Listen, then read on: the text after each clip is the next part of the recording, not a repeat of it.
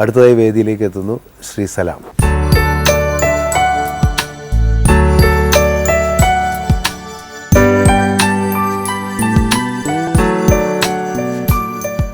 സലാം അല്ലേ? കോഴിക്കോടാണ് ഇവിടെ? അതെ അതെ. സംഗീതമായിട്ടുള്ള ബന്ധം എങ്ങനെയാണ്? സംഗീതമായിട്ട് ചെറുപ്പത്തിൽ ഞാൻ പാടുമായിരുന്നു. പാടുമായിരുന്നു. ബാവുക്കൻ്റെ ഒക്കെ കൂടെ പോയിട്ടുണ്ട്.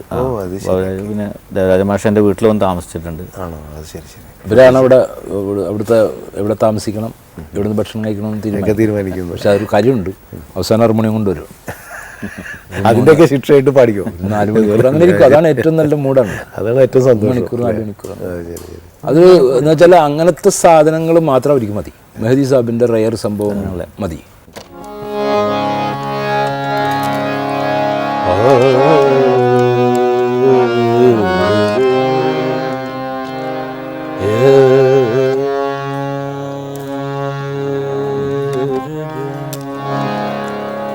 एक बस तू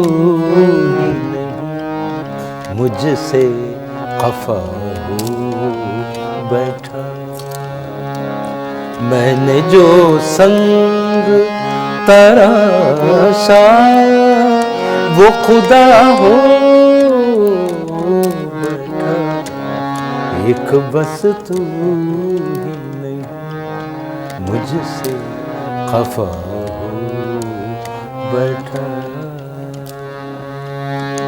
രാഗം ബേസ് ചെയ്തിട്ടുള്ള മിയാക്കി മൽഹാർ, രാഗം ബേസ് ആയിട്ടുള്ള റെയർ സംഭവങ്ങൾ വല്ലാതെ സ്വാധീനിച്ചിട്ടുണ്ട്. തീർച്ചയായിട്ടും 2.5 മണിക്കൂർ അദ്ദേഹത്തോട് സംസാരിക്കാനും അദ്ദേഹം വളരെയധികം സ്നേഹത്തോടും, എനിക്ക് തോന്നുന്നു അന്ന് കാണാൻ ചെന്നവരിൽ ഏറ്റവും കൂടുതൽ എന്നോട് സംസാരിച്ചെന്നാണ്.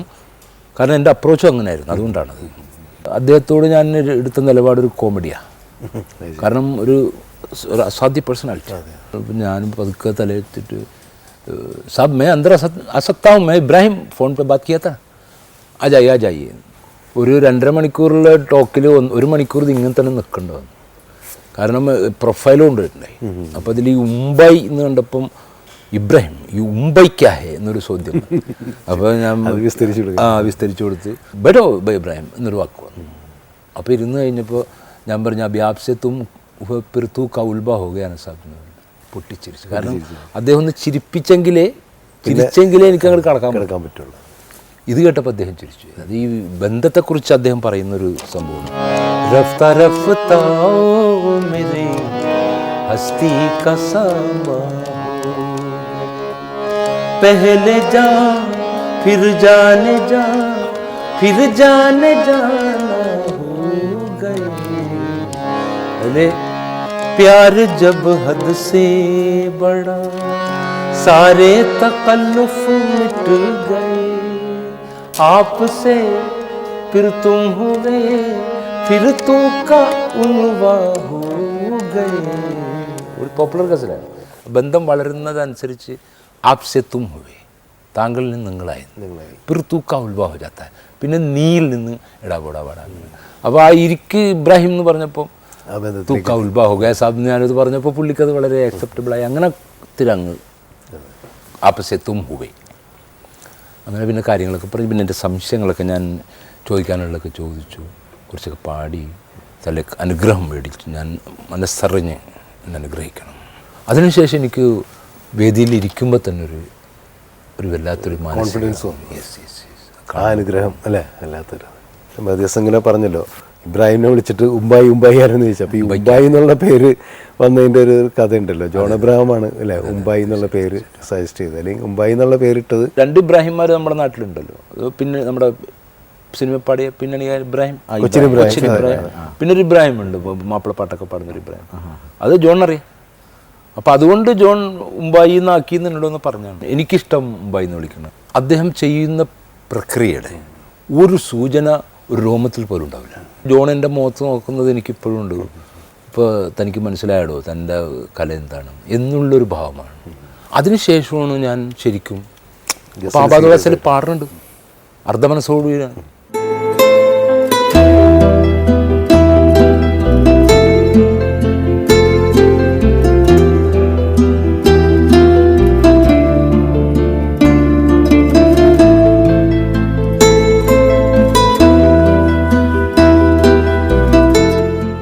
ആബാദ് പ്ലാസ ഒരു ശരിക്കും പറഞ്ഞ ഒരു ട്രെയിനിങ് പോയിന്റ് ആയിരുന്നു.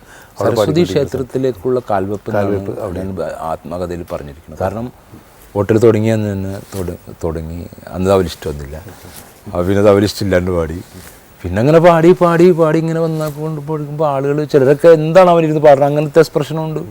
അങ്ങനെ ഒരിക്കൽ ഒരു ഗസൽ പാടിക്കൊണ്ടിരിക്കുമ്പോഴാണ് 4 സർദാർജിമാർ കയറി വന്ന് പ്രശ്നമാകെ വഷളായി.